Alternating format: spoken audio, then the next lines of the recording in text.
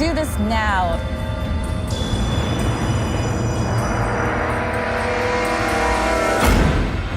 Just take a right, we're gonna do a drive-by again.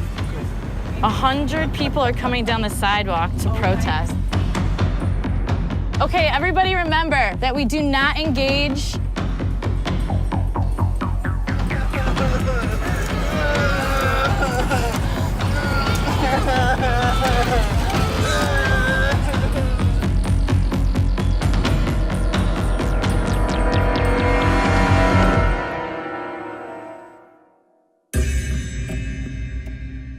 I would say that we employ radical political theater to draw attention to the absurdity of the pro-life movement.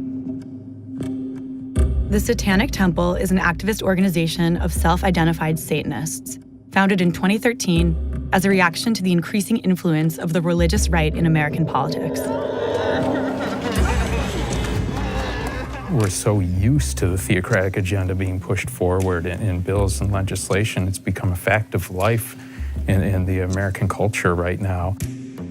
We empower women to be creative about protecting their own freedoms and access to reproductive health.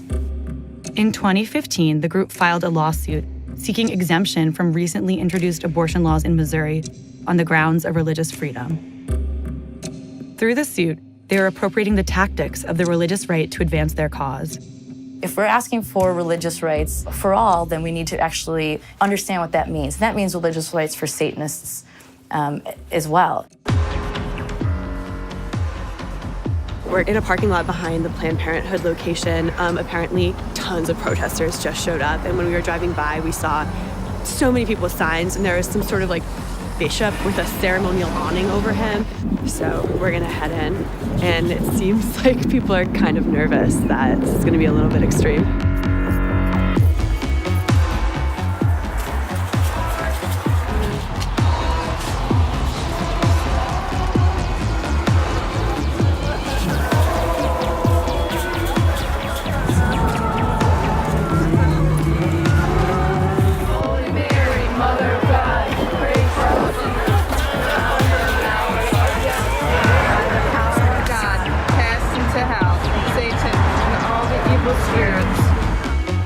I think that our actions are extreme and do put us in a position of confrontation.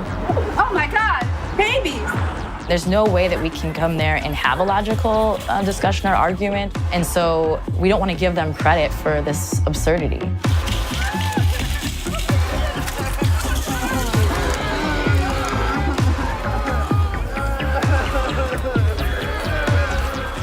I think that they're doing what they're doing is for attention, and I think they're trying to upset us and hurt us. The satire that I saw them using today is the same stuff that I've seen at the National Holocaust Museum that the Nazis used against the Jews. And I think that they're trying to hurt God ultimately. The meaning is a little bit lost on us. We're talking about the abstraction and fetishization of the fetal image as one that speaks and diminishes women's power and voice. Expose the violence of abortion. That's what those posters I disagree that abortion is violent, and I believe that your actions are violent.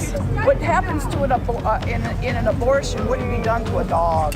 Also, people don't treat dogs the same way that your protesters treat women outside clinics. Oh, right. You know what? And it's completely okay that we disagree, but you cannot force your opinions on others. And what is your relationship to Satan as he appears in the Bible?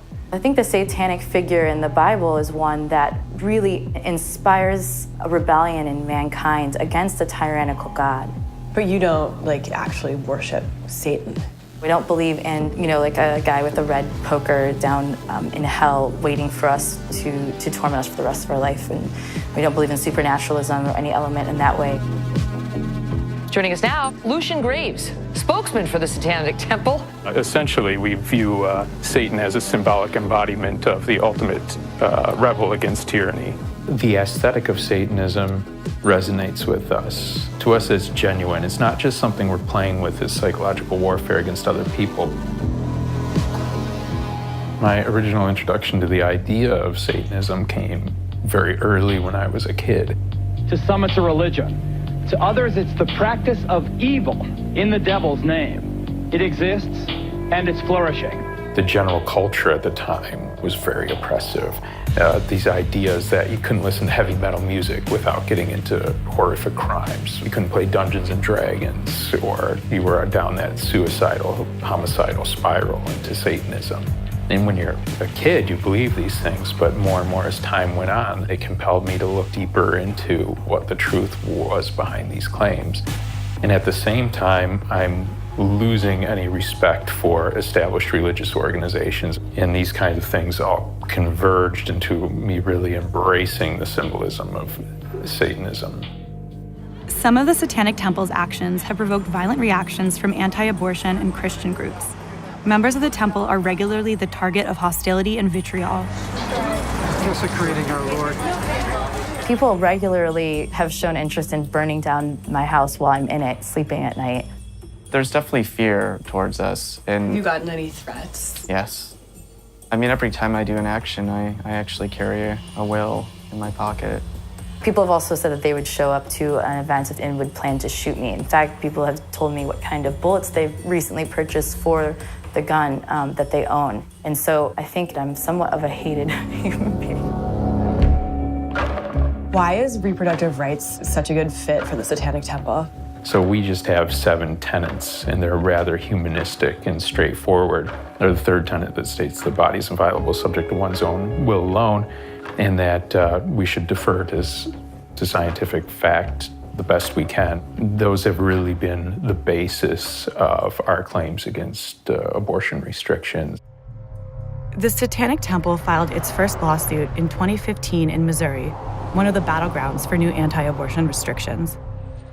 We traveled there to meet the plaintiff in the Satanic Temple's suit and experience firsthand how the war over abortion is fought in one of the most divided states in the nation. Pray that a baby is born. God is just working so hard, and the evil one is so upset that we're doing so well, which is why the devil's mad, and I'm glad. Father, we would ask that abortion would end. And Father, I would like to see it start in Missouri. Republican Representative Mike Moon is one of the most hardline anti-abortion legislators in Missouri. He has introduced several controversial anti-abortion bills, including one called the All Lives Matter bill. I am elected by about 32 to 35,000 people. They knew up front that I was pro-life. And so that's one where I drew a line in the sand initially. And so that's the hill that I'd probably die on. And there's no compromise. For you, would you say, personally, is this a scientific belief or is it a religious belief? I think it's both, yeah. So if the law were written with everyone acknowledging that we were created by a higher being, wouldn't it be a religiously motivated law? I'd say there is a substance for that. Yeah, because since I believe that God created me, and I do attempt to follow his teachings as best I can, I think you're right. There is a foundation of faith in that. There could be a lot of debate as to, is this a person or is it not? You could make the same argument with kittens and dogs and tadpoles and all sorts of things. When does it actually become a dog or a cat? And I would think that most people, especially those who are pet lovers, would think it unconscionable to reach into a womb of a cat or a dog and rip out that forming pet. The Planned Parenthood in St. Louis is the last remaining abortion clinic in Missouri. On our way inside, we were greeted by a group of volunteers who we initially assumed were working for Planned Parenthood. Take a look over it. Please let us know if we can ever help you out. There's a bunch of free health resources in the area. Have a good day. Do people ever confuse you for Planned Parenthood volunteers? Yes. Okay. Why do you think that happens? I think just because of the nature of us being out here, since we are like right outside the gates, but we really just tell people like when they do confuse us with that, we say, no, we work with this different organization, but we want to let you know this XYZ information. Do you think that in Planned Parenthood they're not told that they have other options? I can't say, I don't know, but that's just what we try to do out here, is to let people know. But if you've never been in a Planned Parenthood, how can you know what sort of things they're offering people? I don't know. Yeah. But I don't think that should deter what we want to let people know as well. We'd love to see this place go out of business, and we pray for that. But the thing is, we're really here to help women that are confused, that think this is their only option when it's not their only option. And in fact, it's the worst option. And society will Let me prove. finish, will you, Marianne? I just wanted to say one thing. Well, you can say it after I finish. Because we're just here to let women know they have another option. They kill 300-400 babies a day. It's murder. In fact, for the doctor, I don't even call them doctors. They're worse than anything I can think of.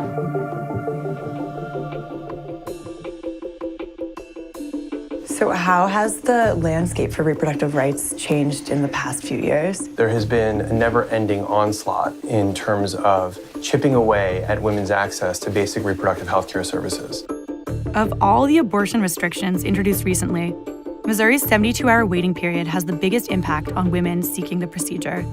This law mandates that any woman who wants an abortion must go to the clinic for an in-person counseling session, at which she receives an informed consent pamphlet filled with pro-life propaganda, including a section that states that life begins at conception. Afterwards, she must spend 72 hours reflecting on the information she's received before returning to the clinic to actually get the abortion procedure. The 72-hour waiting period and the informed consent material are the key elements of the Missouri abortion law the Satanic Temple opposes.